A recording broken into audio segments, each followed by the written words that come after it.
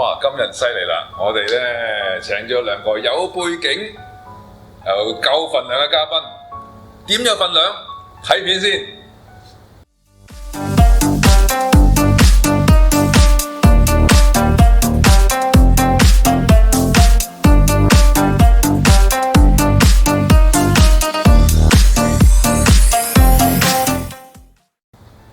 哇！頭先條片咧行古惑。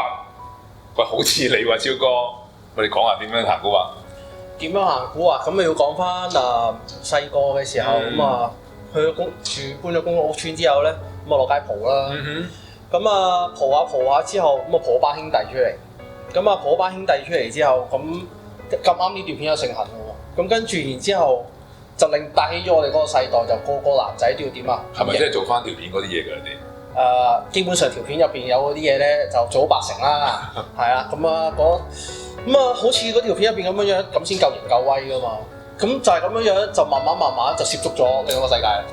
喂，阿傑哥咧，你係咪行古惑啊？我唔係，我哋呢啲有時朋友介紹下做下，去咗啲基金公司度做下咯，幫下老細搭下棚做下啲保安工作呢啲咯。即係勞千係嘛？係冇，係咪啊？我哋要撈家。撈家 OK。行古惑其實當時為乜啫？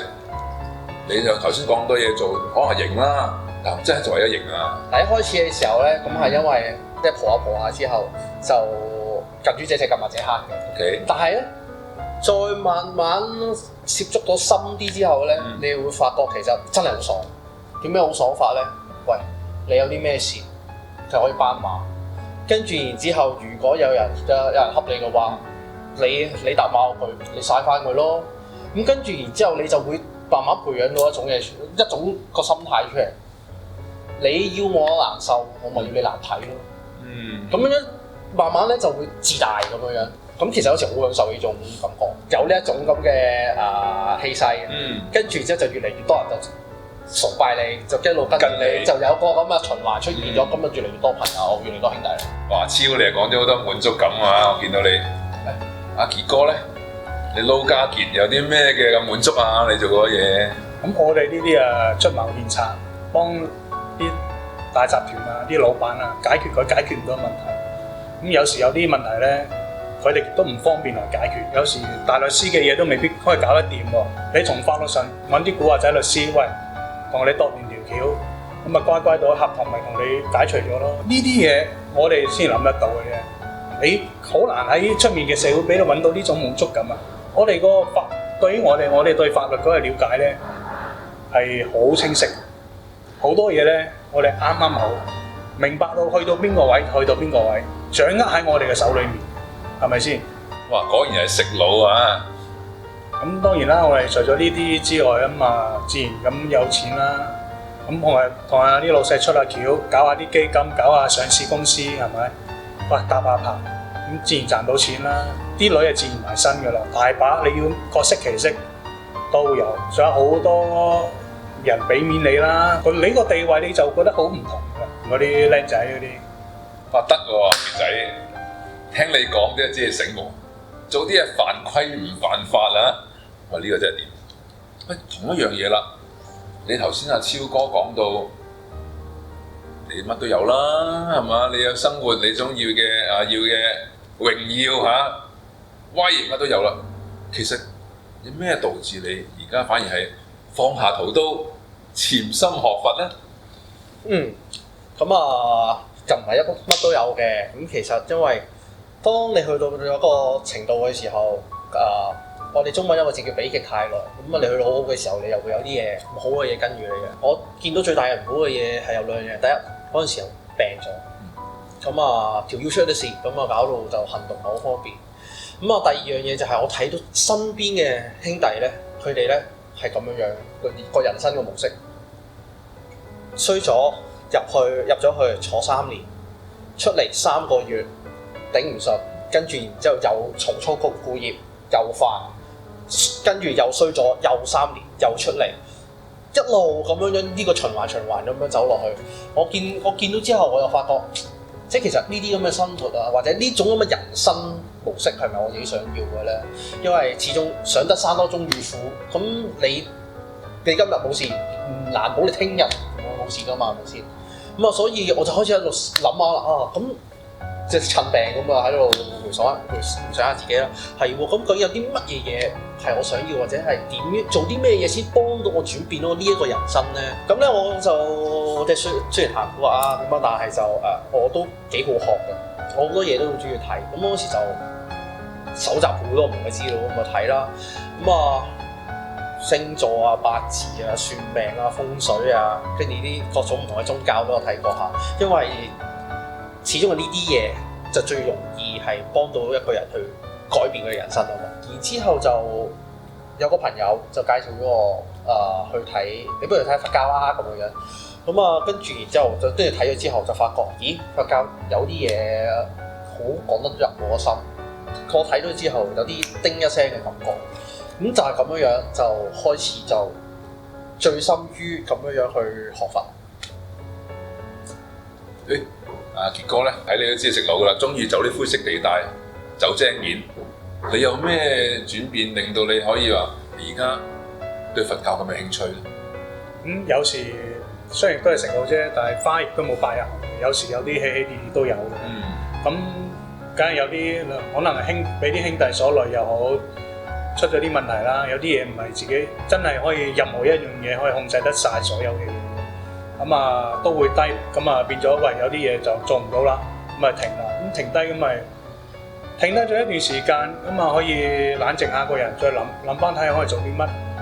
咁啊呢個過程中佢咁啱佢又再揾翻大家出嚟飲下茶傾下係咪？咁啊同我講話有個智者發願話5年啊，咩人都好問佢任何嘅問題都可以即時答嘅，答到你喎。咁我話咁犀利，勾起咗我嘅興趣，咁我走咗去嗰度研究下咩一回事啦。原來一個佛教一個大人物嚟嘅，咁啊慢慢入去研究裏面睇到嘅嘢，發現原來係一個佛陀嘅轉世。咁裏面所講嘅嘢，同我經歷過啊各方面嘅嘢咧，可以解答咗我人生有好多不滿啊，我好多不安嘅嘢。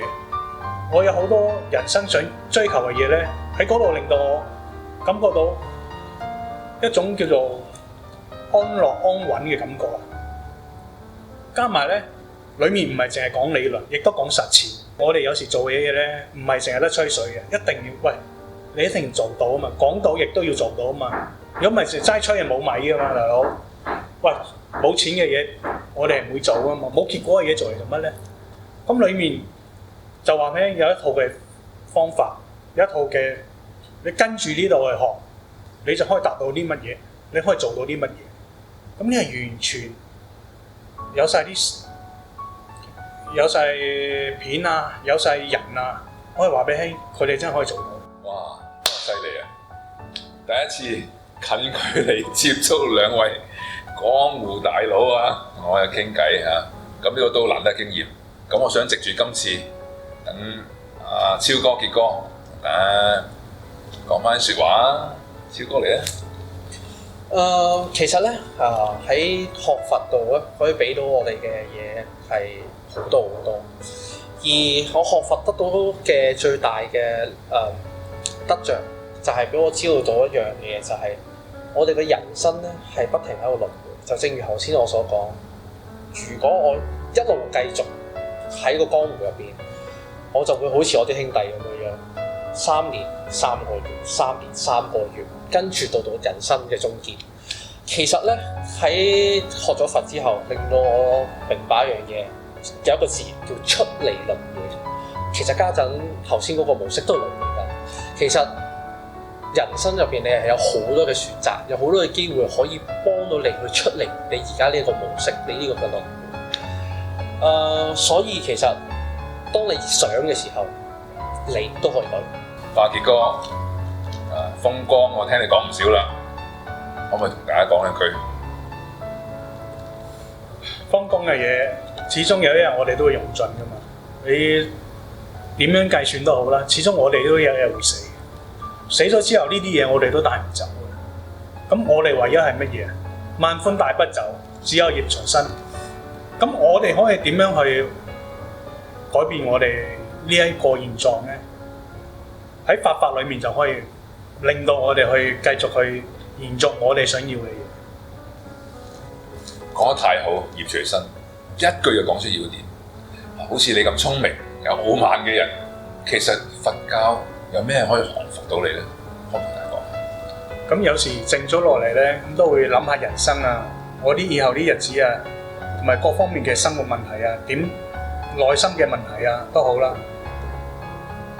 都係要諗。有時你真係諗唔通嘅，亦都會有好棘住嘅位嘅，去問佛陀嘅法音啦，就正正都可以答到你喎，而唔係一次或者兩次，而係你經常性都可以答到。你唔可能話解答晒所有你對人生、對宇宙呢啲問題，你都可以解答到你，但係佛陀就可以啦。